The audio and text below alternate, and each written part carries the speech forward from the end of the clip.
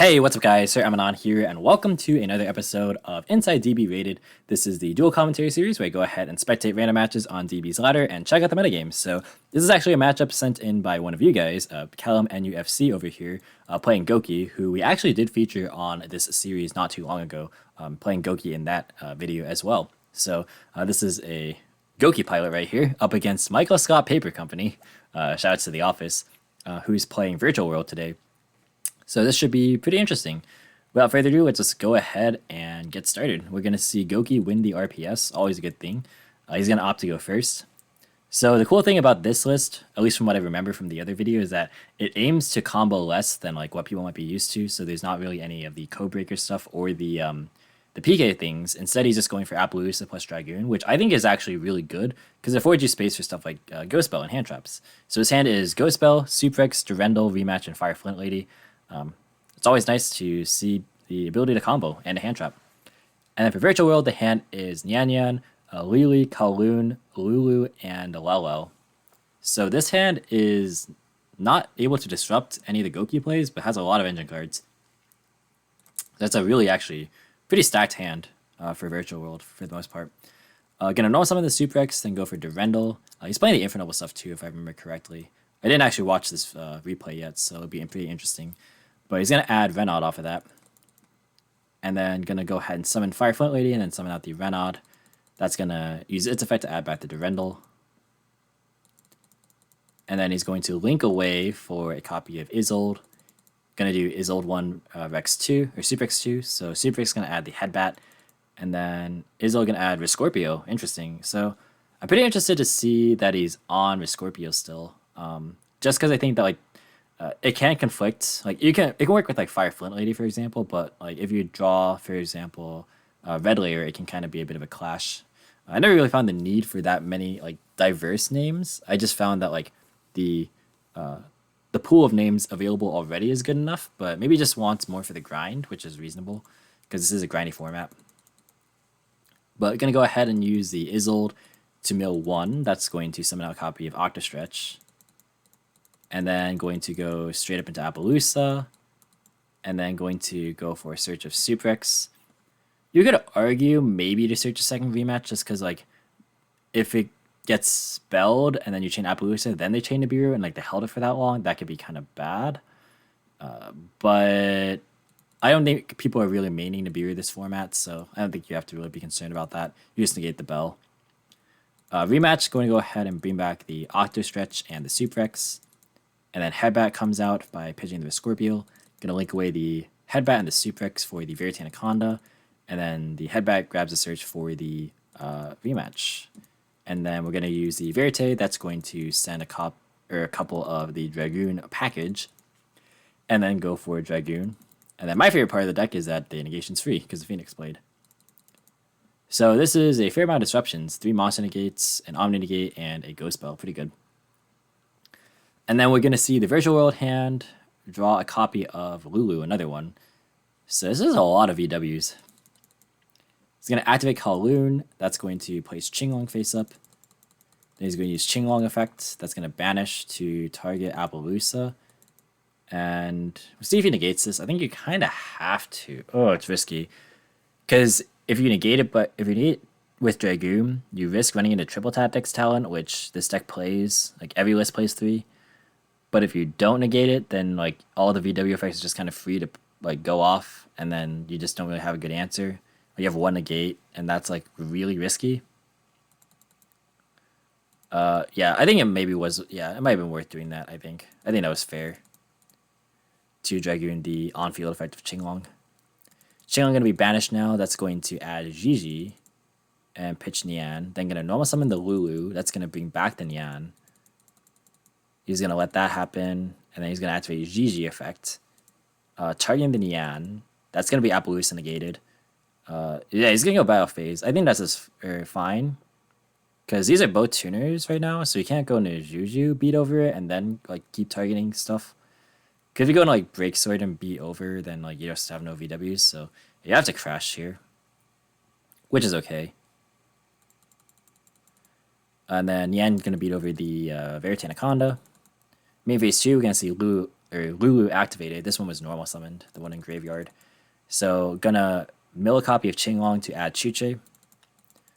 This is fine. Normally you like send Chuche, add Kowloon, but he already used Kowloon, so this is okay.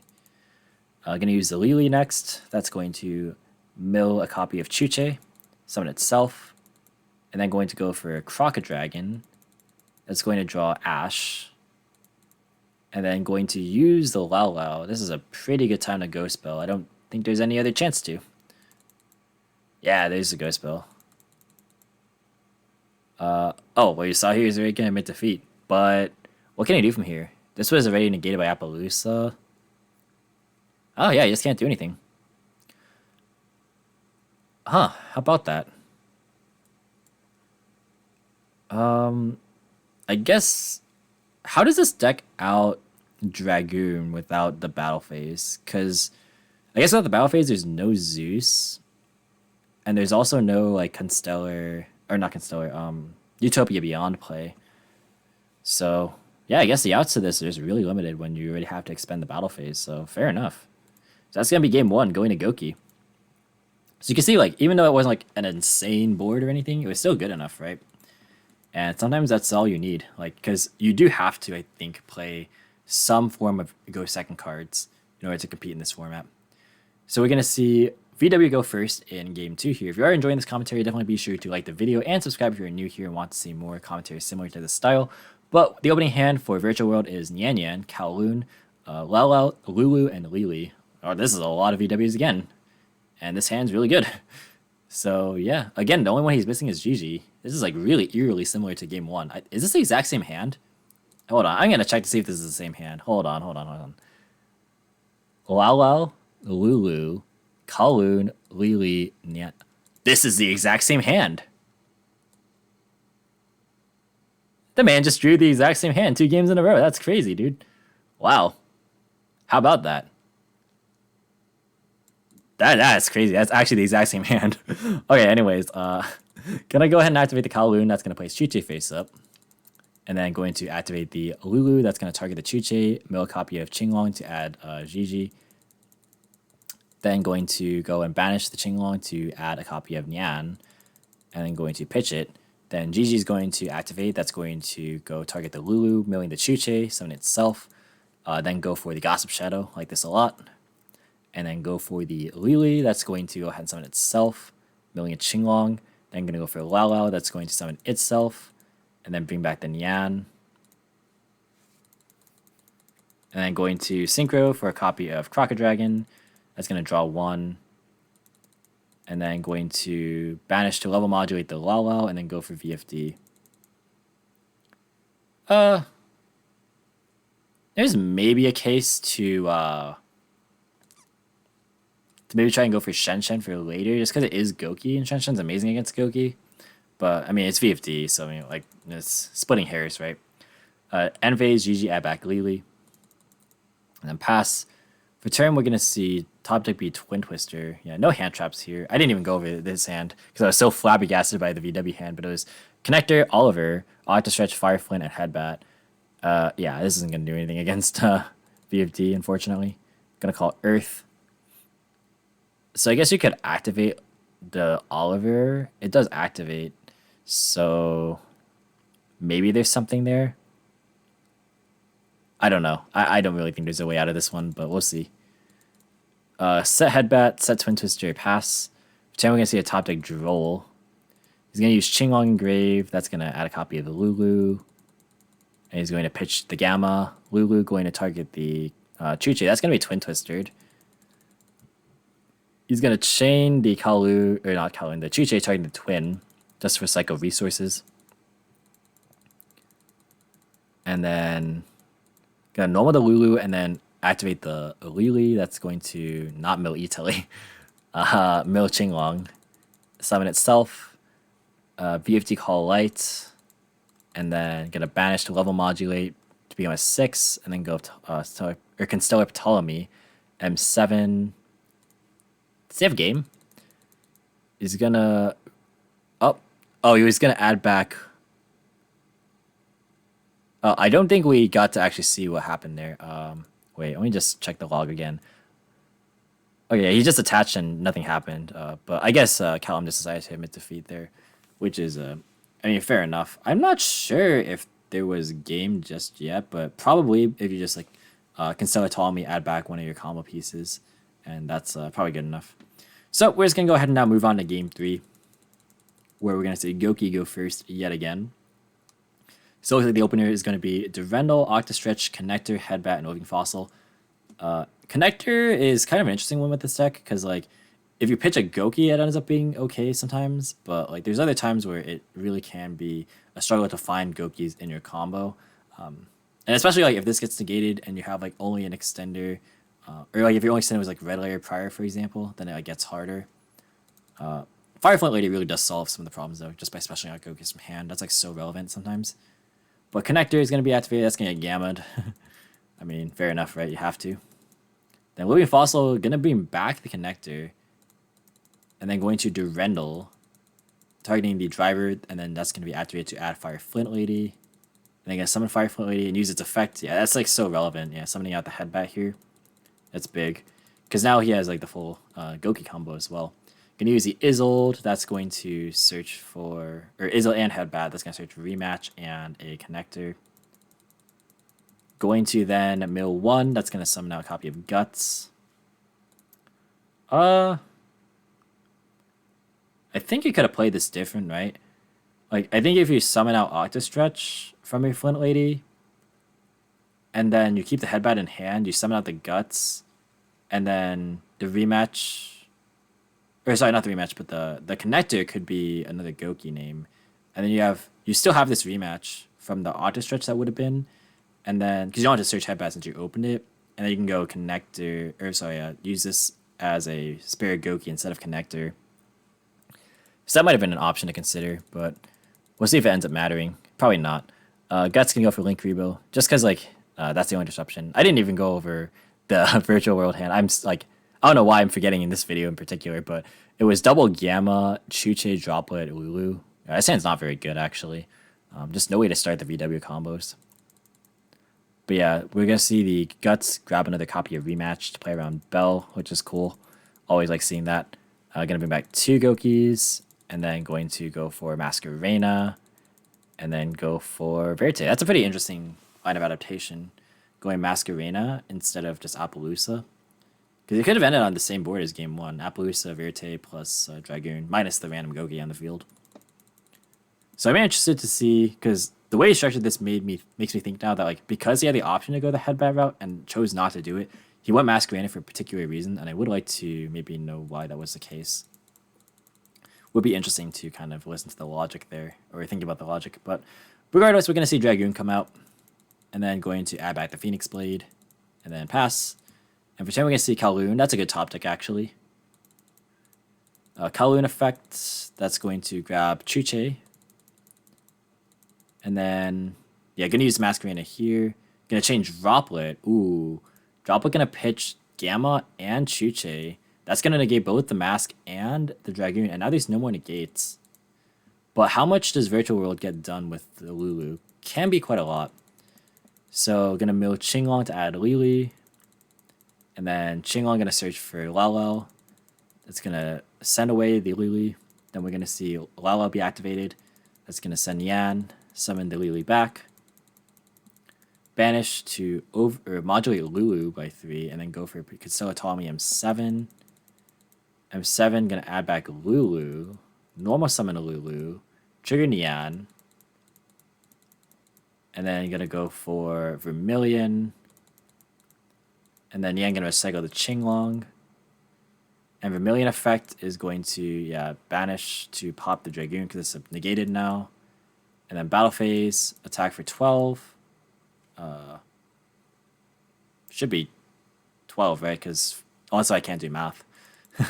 But gonna attack for 20 for 50. Or can I not do math? I don't know. I don't know what I'm missing. Oh wait, no, this one wasn't halved. Yeah, this one wasn't halved by a Droplet. My bad. So this should be 22. Okay, never mind. But I think this one should have been 400. No, unless if I'm just totally wrong, I could be. But we're gonna see Octastretch coming in clutch to prevent the Vermilion from being exact lethal. That's actually super funny. That actually might have been a game-winning Octastretch. Because if he went for the play that I mentioned, which was like using the Octastretch to make Appaloosa, the drop would have hit the Appaloosa anyway, and then now this would have... Wow, that's crazy. Octastretch coming in handy. That is crazy. Zeus going to be overlaid in main phase 2. Gouki can actually beat this, I think. Even the Chuche plus the Zeus. I think it's plausible. Rematch is a crazy card. Plus connectors there as well. For turn, we can see Ghost Bell Drum. Rematch going to be activated. That's going to bring back the Headbat and the Guts. Oh, wait, the Zeus is in the main monster zone. So if he plays Cerberus, he can out it right here. Oh, yeah. Zeus should always be in the EMZ to play around Cerberus. There it is. Cerberus coming in clutch. Yeah, this happens so much. Like, this happens, like, a lot on DB Rated. Like, so many players just play into the Cerberus. It's just kind of crazy because every Drytron player is playing it. But yeah, double searches off the Gokis. It's going to grab Suprex Twist Cobra. And then we're going to see normal Suprex, special Twist Cobra. You can like go Phoenix Blade, and then you can like go Unicorn or Phoenix to pop or spin this. And then if your remaining Gouki survives... Oh, wait, no, you don't have another Gouki for Headbat to work, but I think this is pretty good right here. Chuche going to be used right now, actually. That's going to hit the Cerberus. Just fair. You could go... You could go Battle Phase, attack Lulu with the Twist, and then attack the Vermilion with the... Or sorry, attack Lulu with the Suprex, and attack the Vermilion with the Twist, and then use this Twist effect, triggering the Suprex, boosting it to 34. That's a play that could be made. Or you go for a Link 2 play. Yeah, that makes more sense. Oh, right, yeah, it's second Isolde, right. How could I forget? So that's going to grab triple searches, so Headbat, Suprex, and then Isolde's search for Red Layer. And then Isolde's second effect, it's going to mill Durendal, so he's playing a lot of equips, actually.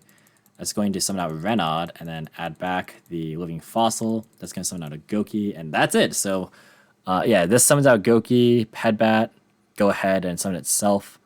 Then you could go for... You can pretty much go for game right there, right? Because you can go for... you can go Axis Code. I'm not sure if it was completely game, but it would have been functionally the end of the game, because all these would have just been in Graveyard. Yeah, there's more than enough attributes there. Yeah, so there's Gouki. I really do like kind of this style of Gouki. This is a cool kind of demonstration as well of the Infinite package in particular, because this is something I think not a lot of people are playing in Gouki right now.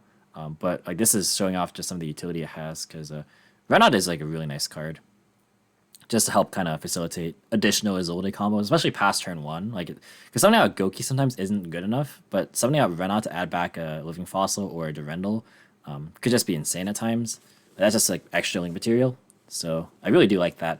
But that's going to be it for the video, guys. Thank you so much for watching. Hope you guys enjoyed. If you did, be sure to leave a like as well as any thoughts or feedback in the comments.